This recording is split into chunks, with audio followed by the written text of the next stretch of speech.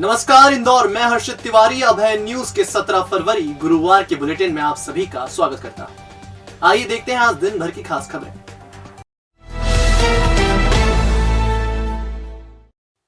मध्य प्रदेश में गुरुवार से बोर्ड परीक्षा शुरू हुई। इंदौर में 146 एग्जाम सेंटरों पर विद्यार्थियों ने 12वीं का इंग्लिश का पर्चा हल किया। सेंटर से 100 मीटर पहले ही सख्ती कर दी गई थी। स्टूडेंट से कोरोना गाइडलाइन का पालन भी करवाया गया। उनकी थर्मल स्क्रीनिंग भी की गई। जिले में 64 सरकारी और 82 प्राइवेट स्कूल में परीक्षा हुई। नकल रोकने के लिए भी फ्लाइंग स्क्वाड सक्रिय रहे। उन्होंने सेंटरों पर अचानक पहुंचकर चेकिंग की। विद्यार्थी अपने साथ सैनिटाइजर लेकर भी पहुंचे। सभी एग्जाम सेंटर पर आइसोलेशन रूम की भी व्यवस्था की गई थी। सुबह 10 बजे से एग्जाम शुरू हुई, जो दोपहर 1 बजे तक चली। पेपर के बाद सेंटर से निकलते विद्यार्थी खुश दिखाई दिए। एग्जाम टाइम शुरू होने से 5 मिनट पहले तक विद्यार्थियों को एंट्री दी गई। जिले में 12वीं के 36,000 से ज्यादा स्टूडेंट्स हैं। इसमें 29,350 रेगुलर और 6,600 प्राइवेट विद्यार्थी हैं। नगर निगम सीमा क्षेत्र में गुटखा और तंबाकू उत्पाद बेचने के लिए लाइसेंस की अनिवार्यता किए जाने की सुगबुगाहट के बीच गुरुवार को बड़ी संख्या में पान विक्रेता नगर निगम कार्यालय पहुंचे और ज्ञापन सौंपा। पान विक्रेताओं ने इसका कड़ा विरोध किया और समस्याओं से निगम अधिकारियों को अवगत करवाया। अधिकारियों ने उन्हें आश्वासन दिया है। दरअसल नगर निगम क्षेत्र में तंबाकू उत्पादों की बिक्री के लिए प्रस्तावित लाइसेंस सिस्टम का पान विक्रेताओं ने कड़ा विरोध किया है। इसे लेकर वे लामबंद हो गए और निगम कार्यालय पहुंचे। पान विक्रेताओं ने कहा, पान विक्रेता रोजमर्रा की जरूरत का सामान, biscuit, soft drink, mineral water, बीड़ी, सिगरेट आदि बेचकर आजीविका चलाते हैं। इस व्यवसाय में ज्यादातर गरीब वर्ग से जुड़े लोग हैं और उन्होंने दुकान चलाने के लिए कर्ज भी लिया है। इतने तंबाकू उत्पादों की बिक्री के लिए यदि कोई लाइसेंस सिस्टम बनाया जाता है तो इन गरीब वर्ग के लोगों पर प्रतिकूल असर पड़ेगा। यदि लाइसेंस अनिवार्य किया जाता है तो कई पान विक्रेता काम बंद कर देंगे, जिससे उनके परिवार के सामने रोजी रोटी का संकट खड़ा हो जाएगा। इस दौरान रत्नेश उपाध्याय, देवेंद्र हार्डिया, आकाश हार्डिया, जीतू ठाकुर सहित बड़ी संख्या में पान विक्रेता मौजूद थे।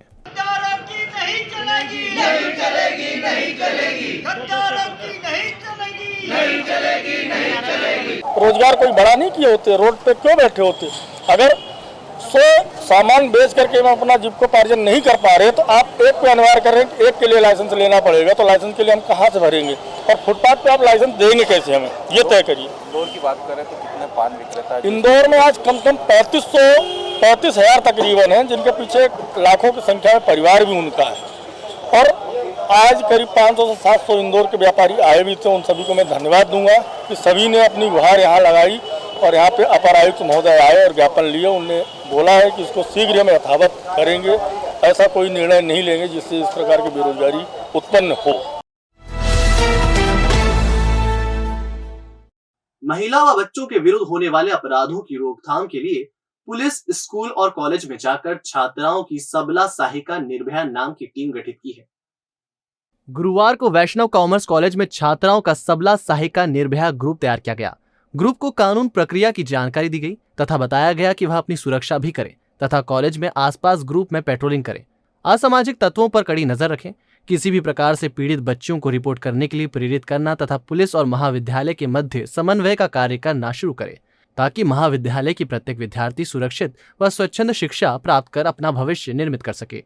एडिशनल डीसीपी डॉक्टर प्रशांत चौबे ने कहा, आप कानून के अदृश्य गार्ड होंगे जो अपराध रोकने का काम करेंगे। महाविद्यालय के चेयरमैन मनोहर बहेती ने महिला अपराध तथा अपराध से युवाओं को बचाने के संबंध में पुलिस विभाग से 1 लाख बुकलेट तैयार कराने और विभिन्न शैक्षिक संस्थाओं में प्रदान करने की घोषणा की है। इस संबंध में शीघ्र ही रूपरेखा तैयार कर पुलिस के साथ MOU भी साइन किया जाएगा। टेक्नोलॉजी से बचने के लिए टेक्नोलॉजी जो आपको कहता है, टेक्नोलॉजी का जो ज्ञान है वो ये कहता है कि विक्टिम कहाँ अपराध के लिए दोषी है। तो विक्टिम कहाँ दोषी है, पीड़ित कहाँ दोषी है अपराध का। आपने जो है बैंक से 50,000 रुपए निकाले और स्कूटर में हाथ में दबाए, स्कूटर का एक्सीटर चला के चले जा रहे हैं, तब इसमें दोष किसका है? कहीं ना कहीं आपका भी दोष है, क्योंकि आपको 50,000 रुपए आप लेके जा रहे हैं तो आपको सुरक्षित रख के चलना चाहिए। आप घर में जो है बाई काम कर रही है, ऐसे कई केसेस हुए हैं इंदौर में ही, इवन बहुत सारे केस हुए हैं कि वो घर की महिला ने सारे जेवरात निकाले और वहीं बाई पोछा लगा रही है और वहीं जो है पुताई करने वाला पुताई कर रहा है, वहीं गैस देने वाला गैस दे रहा है, वहीं जो है उनका लॉकर खुला हुआ सब कुछ देखा जा रहा है। 4-6 दिन बाद किसी ने चोरी कर ली, फिर बाद में पुलिस ने पकड़ा तो पता चला कि साहब वो बाई का कोई रिलेटिव था, बाई का रिलेटिव गरीब हुआ, उसने बताया। उसी दौरान बाई ने चर्चा करी कि हमारी मालकिन तो बहुत अमीर है। एरोड्रम थाना क्षेत्र में रहने वाले बीए फर्स्ट ईयर के स्टूडेंट ने पुलिस की प्रताड़ना से तंग आकर जान दे दी। गुरुवार सुबह जब परिजन उठे तो उन्हें घटना का पता चला। अब वरिष्ठ अधिकारी घटना की जांच कर रहे हैं। एरोड्रम थाना क्षेत्र के विजय श्री नगर में रहने वाला आकाश पिता माणक चंद बढ़िया घर में मृत मिला। 21 वर्षीय आकाश महाराजा रंजीत सिंह कॉलेज में बीए फर्स्ट ईयर का छात्र था। मौत से पहले उसने मोबाइल में नोट लिखा और स्क्रीनशॉट लेकर वॉलपेपर पर लगा दिया। नोट में उसने अपनी मौत का जिम्मेदार चंदन नगर टीआई दिलीप पुरी और तेजाजी नगर एसआई विकास शर्मा को बताया है। इधर पुलिस पूरे मामले में जांच में जुटी है। पुलिस का कहना है कि आकाश का एक युवती से प्रेम संबंध था, जिसके कारण वह 1 सप्ताह पहले युवती को लेकर घर छोड़कर भाग गया था। इसके बाद युवती के परिजनों ने चंदन नगर थाने में गुमशुदगी दर्ज करवाई थी। बाद में पुलिस उसे लेकर आई और शादी करने के लिए दोनों परिवार में रजामंदी हुई थी, लेकिन अचानक उसने जान दे दी। सभी पहलुओं पर अब आला अधिकारी जांच कर रहे हैं। पुलिस ने पोस्टमार्टम करवाकर शव परिजनों को सौंप दिया। एसपी राजीव भदौरिया ने कहा, यदि इस घटना में पुलिसकर्मी दोषी होंगे तो उन पर कार्रवाई की जाएगी। इधर परिवार ने भी एसआई विकास शर्मा पर आकाश से मारपीट करने का आरोप लगाया है। उसकी मित्र है जानवी शर्मा, जो कि एरोड्रम थाना क्षेत्र में रहती है। ये दोनों पिछले 10 फरवरी को घर से बाहर थे, तभी विकास शर्मा ने जानवी शर्मा और मेरे छोटे भाई को पकड़ के चंदन नगर थाने ले गए। वहां उसके साथ मारपीट करी और तभी से विकास शर्मा, जो सब इंस्पेक्टर है तेजाजी नगर थाने पे, वो लगातार मेरे भाई को धमकियां दे रहा था कि वो उस पर एनडीपीएस एक्ट में झूठे मुकदमे कायम करेगा और धमकी भी दे रहा था कि तेरे भाई की नौकरी सस्पेंड करवा दूंगा और तुम्हारी माताजी को सस्पेंड करवा दूंगा मैं। और उस डिप्रेशन में आके मेरे छोटे भाई ने आत्महत्या कर ली कल शाम को, और उसने अपने मोबाइल में इसकी नोट भी छोड़ा है कि उसकी मौत के जिम्मेदार विकास शर्मा, सब इंस्पेक्टर विकास शर्मा तेजाजी नगर थाने के। हाँ, मर्ग कायम हुआ है। मृतक का नाम है आकाश पिता माणक चंद बढ़िया। ये विजय श्री नगर में रहता है। कल इसने अपने घर में फांसी लगा ली है। अब उसका पीएम कराया जा रहा है। अब जांच के बाद मालूम पड़ेगा क्या कारण। किसी प्रकार से कोई सुसाइड नोट नहीं, अभी तक कोई प्राप्त नहीं हुआ, नहीं मिला। सुसाइड नोट कुछ नहीं मिला। एक्चुअली यह घटनाक्रम कल 16 फरवरी का है, जिसमें कि विजयश्री नगर, जो कि थाना एरोड्रम एरिया में आता है, वहाँ रहने वाले एक आकाश बढ़िया नामक 21 वर्षीय युवक के द्वारा अपने घर में फांसी लगाकर आत्महत्या कर ली गई है। पुलिस ने मर्ग कायम किया है और अभी इसमें जांच चल रही है। बदमाश पुलिस को लगातार चुनौती दे रहे हैं। 24 घंटे के भीतर ही बदमाशों ने फिर एक महिला की चेन खींच ली। लगातार दूसरे दिन वारदात होने से पुलिस भी हैरान है। दरअसल इस बार जुनी इंदौर थाना क्षेत्र के स्नेह नगर में बदमाश ने वारदात को अंजाम दिया है। देवरानी के साथ मार्केट से लौट रही वैजयंती जैन की सोने की चेन बदमाश ने उड़ा दी।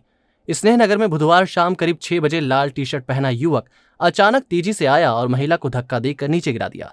फिर वह चेन खींचकर भाग निकला। चेन की कीमत 20,000 रुपए आंकी गई है। पुलिस सीसीटीवी फुटेज के आधार पर आरोपी की तलाश कर रही है। एक्चुअली मामला ये है कि वैजयंती जैन नाम की एक महिला है जो रानी सती गेट के पास रहती है। वो अपने देवर के यहाँ खाना खाने के लिए आई थी और अपनी ननन और देवरानी के साथ शॉपिंग करने के लिए मार्केट गई थी। जब वहां से लौट के घर वापस आ रही थी तो स्नेह नगर में राजकुमार जी का एक मकान है, उनके सामने एक अज्ञात लड़का है जो लाल रंग की टी शर्ट पहना था और महिला को धक्का दिया और उसके गले में जो चेन थी 7 ग्राम करीब कीमती 20,000 रुपए की, वो लड़का उठा के ले गया है, जिस पर से एक लेखी आवेदन दिया गया महिला के द्वारा। उस आवेदन पर से धारा 356 के तहत मुकदमा दर्ज किया गया है और आसपास लगे सीसीटीवी कैमरा के आधार पर तलाश की जा रही है आरोपी की। अभी आरोपी फरार है और पुलिस प्रयास कर रही है गिरफ्तारी के लिए। पुलिस ने एक ऐसे जालसाज को गिरफ्तार किया है जो इंश्योरेंस की रसीदों में हेरफेर कर लोगों को चूना लगाता था। आरोपी ने एक ट्रांसपोर्टर से वाहन बीमा के नाम पर ठगी की थी। दरअसल भंवरकुआ थाना क्षेत्र में रहने वाले ट्रांसपोर्टर सदाशिव यादव ने थाने में शिकायत की थी कि उनके पास में ही रहने वाले गुरुचरण सिंह भाटिया ने उनके साथ ठगी की है। दरअसल भाटिया वाहनों के बीमे का काम करता है, इसलिए यादव उससे ही बीमा करवाते थे। हाल ही में यादव की एक महिंद्रा पिकअप से एक्सीडेंट हुआ था। इसमें 3 लोगों की मौत हो गई थी। ऐसे में यादव ने बीमा कंपनी में क्लेम दाखिल किया तो वहां से पेपर को फर्जी बताया गया। पुलिस ने जांच की तो पता चला कि भाटिया ने पुरानी बीमा रसीदों में तारीखों की हेरफेर कर यादव से रुपए ठग लिए थे। शिकायत सही मिलने पर पुलिस ने गुरुचरण भाटिया को गिरफ्तार कर लिया। उससे अन्य मामलों में भी पूछताछ की जा रही है। जब गलत पाई गई तो उन्होंने फिर उसकी संबंधित कंपनी से जांच कराई तो उन्होंने इनकार किया कि हमारे यहाँ पर पॉलिसी नहीं हुई है, एजेंट ने आपके साथ जो है पैसा लेकर गलत पॉलिसी दी है। इस संबंध में हमने जांच की तो पाया कि गुरचरण सिंह भाटिया ने न्यू इंडियन इंश्योरेंस कंपनी की एक पॉलिसी फर्जी तैयार करके आवेदक सदाशिव यादव को दी थी, जो पूरी तरह से फर्जी पाई गई। जांच पर से इनके खिलाफ धारा 420, 467, 468 और 420 का मुकदमा हमने कायम किया है। इंदौर में गीले कचरे से बायो सीएनजी बनाने के संयंत्र का लोकार्पण प्रधानमंत्री नरेंद्र मोदी 19 फरवरी को करेंगे। वह दोपहर 1 बजे वीडियो कॉन्फ्रेंसिंग के माध्यम से जुड़ेंगे। वे भोपाल, इंदौर के साथ देवास के स्वच्छता उद्यमियों से संवाद भी करेंगे। देव गुराड़िया कोर्ट में बायो सीएनजी प्लांट का काम पूर्ण हो चुका है। इसके उद्घाटन की तैयारियां अंतिम दौर में है। प्लांट में उत्पादित गैस से रोज AICTSL की बसें संचालित होगी। इंदौर में पहली बार इस तरह का प्रयोग निगम करने जा रहा है। आपको बता दें, शहर में रोज डोर टू डोर कचरा कलेक्शन में 200 टन गीला कचरा निकलता है। बड़ी मात्रा में गीले कचरे को निष्पादित करना चुनौती बन गया था। प्रारंभिक दौर में गीले कचरे से जैविक खाद तैयार की जा रही थी। ये खाद किसानों को 3 रुपए प्रति किलो में बेची जाती है। इसके बाद जो गीला कचरा बचता है उसका उपयोग CNG के लिए किया जाने लगा। गुजरात की कंपनी द्वारा गीले कचरे से गैस बनाने का अनुबंध किया गया था। अनुबंध के बाद करीब 2 साल से काम किया जा रहा था। यहाँ से रोज 500 टन गैस उत्सर्जित होगी। वर्तमान में शहर में AICTSL की 400 से अधिक बसें दौड़ रही हैं, जो पेट्रोल पंप से CNG भरवाती हैं। इसमें काफी राशि खर्च करना पड़ती है। अब देव गुराड़िया स्थित CNG प्लांट से बसों में गैस भरी जा सकेगी। प्रायोगिक तौर पर कुछ बसों में गैस भरी जाएगी। प्लांट की दूरी अधिक होने से कोशिश की जाएगी कि गैस की लाइन बिछाई जाए। यह लाइन पेट्रोल पंप से जोड़ दी जाए, इसका भी प्रयास किया जाएगा। जब भी कुछ करता है तो अद्भुत करता है। इंदौर विकास प्राधिकरण ने भी देखो ये इतना बड़ा काम अंतर्राष्ट्रीय स्विमिंग पूल बनाया है, क्योंकि खेल की नगरी है, कला की नगरी है, संस्कृति की नगरी है, शिक्षा की नगरी है और आर्थिक राजधानी है। तो ये काम जिस प्रकार से भी 19 तारीख को प्रधानमंत्री का बनता है, अभी तारीख निर्धारित पर निश्चित है कि 19 तारीख को आ रहा है। ये बड़ी सौगात होगी और ये प्रेरणा बनेगा कि दूसरे प्रांत भी इस योजना का लाभ लेंगे। मैं तो फिर से कह रहा हूँ कि देश के प्रधानमंत्री का मैं पूरे मध्य प्रदेश के हर भाई और बहनों की तरफ से जो मुख्यमंत्री जी के नेतृत्व में ये एक बड़ी सौगात हमको मिली है और सौगात के बाद इस बजट में 1400 करोड़ रुपए केन बेतवा के लिए काम प्रारंभ करने के लिए हमें मिल रहे हैं। आपकी करोड़पति बनने का सपना साकार हो सकता है, बस जरूरत है अपनी क्षमताओं को पहचानने की। इंदौर के अमन पांडे ने अपनी खूबियों को पहचाना और विश्व की सबसे श्रेष्ठ कंपनी गूगल की गलतियां बताई। गूगल ने भी अपनी गलतियों को न सिर्फ स्वीकार किया, बल्कि अमन पांडे को 66 करोड़ रुपए भी दिए। दरअसल उत्तराखंड में पैदा हुए भोपाल NIT से BTech करने वाले अमन पांडे ने 1 साल में गूगल की घंटी बजा दी। बक्स मिरर कंपनी के संचालक अमन ने सर्च इंजन गूगल में 300 गलतियां ढूंढकर बता दी। इसके एवज में गूगल ने अमन को 66 करोड़ रुपए का भुगतान किया। इसके बाद से सैमसंग और एप्पल जैसी कंपनी भी अमन की दुहाई दे रही हैं। बता दें कि अमन ने इंदौर में हाल ही में अपना ऑफिस खोला है। 2021 की शुरुआत में उन्होंने एक प्रोजेक्ट हाथ में लिया। यह प्रोजेक्ट था गूगल में छिपी गलतियों को तलाशने का। अमन अपनी कंपनी के जरिए अब तक 15 लोगों को रोजगार भी दे चुके हैं। गूगल से मिली राशि का उपयोग अमन सही दिशा में करने की सोच रहे हैं। अमन ने बताया कि सैमसंग और एप्पल भी उनके क्लाइंट हैं। एक्चुअली गूगल की एक रिवार्ड प्रोग्राम चलती है होल पूरी अक्रॉस द ईयर। तो हम लोग जो बक्स मिरर में क्या करते हैं कि एंड्रॉयड से रिलेटेड बहुत सारे वल्नरेबिलिटीज़ होती हैं। यहाँ वल्नरेबिलिटीज़ का मतलब है कि बहुत सारे तरीके होते हैं जिनके थ्रू जो है नॉर्मल एप्लीकेशन या कोई अनऑथेंटिकेटेड यूज़र किसी पर्टिकुलर डेटा को एक्सेस कर सकता है किसी के फ़ोन से। तो इन सब तरीक़ों के बारे में हम लोग शेयर करते हैं गूगल जैसी कंपनी, ना कि सिर्फ गूगल, सैमसंग और भी बहुत सारी कंपनीज़ हैं जो हमारे क्लाइंट्स हैं, तो उनसे शेयर करते हैं। तो उनके बदले में वो हमें रिवार्ड पे करते हैं। अमाउंट है वो कंपनी का कॉन्फिडेंशियल डेटा है, वो हम लोग शेयर नहीं कर सकते रेवेन्यू अमाउंट, लेकिन नंबर ऑफ़ बग्स जो है मोर देन 300 है अभी तक ये। और इस साल 2021 से 22 फेब तक मोर देन 300 है। पानी की टंकी में गिरने से एक मजदूर की मौत हो गई, उसका पैर फिसल गया था। दरअसल छोटा बांगड़दा में कॉलोनी बन रही है। यहीं राजेश जैन के मकान का निर्माण कार्य चल रहा है। इसी दौरान मजदूरी कर रहा श्याम गोस्वामी पानी की टंकी में जा गिरा। साथ ही मजदूरों ने उसे निकालकर अस्पताल पहुंचाया, लेकिन उसे बचाया नहीं जा सका। परिजन के मुताबिक संभवतः सिर में घातक चोट लगने से मौत हुई होगी। फिलहाल शव को पीएम के लिए अस्पताल भेजा गया है। मर कायम कर जांच की जा रही है। काम करते करते टंकी में गिर गया। नहीं, पानी था 2-1 फीट पानी था। ये पानी भी निकाल रहा था, मोटर भी बंद चालू कर रहा था। हो सकता है करंट से हुआ या उसका पैर फिसला, कैसे गिरा, वो मुंह बल गिर गया। ये मकान बिल्डर का है, बिल्डर बना रहा, और मकान मालिक का नाम तो याद नहीं अपन को है, संदीप पटेल मकान मालिक। कब से आप लोग वहाँ काम कर रहे थे? मेरे को तो बहुत साल हो गए वहाँ काम करते करते। इस मकान को तो कम से कम हो गए होंगे 7-8 महीने। चोट नहीं है, इसको चोट नहीं है बिल्कुल, पर वो औंधे मुंह गिरने से मुश्किल से 1-8 मिनट का अंतराल रहा, तुरंत कारीगर वहाँ पे आसपास के लोग आ गए।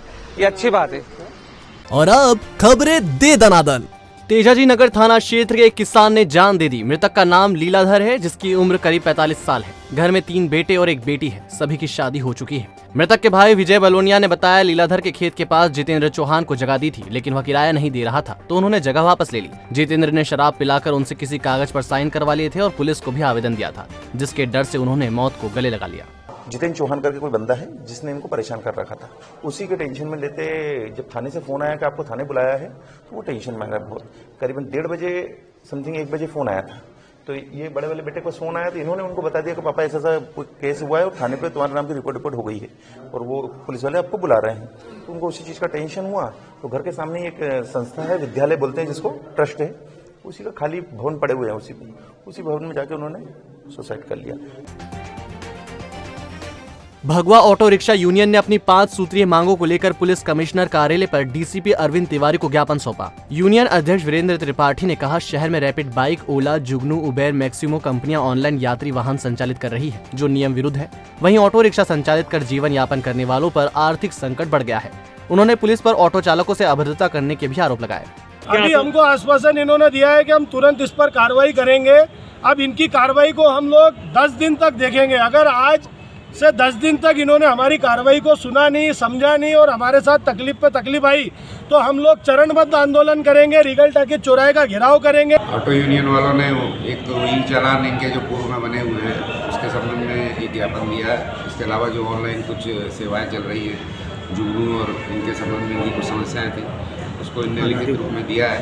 इसका ज्ञापन का अध्ययन करके जो भी फिजिबल और पॉसिबल होगा वो कार्रवाई की जाएगी। तो आपने देखा हमारा बुलेटिन। आपको हमारे बुलेटिन कैसा लगा, इसका फीडबैक कमेंट सेक्शन में जरूर दीजिएगा। फिर मिलेंगे नए बुलेटिन के साथ। नमस्कार।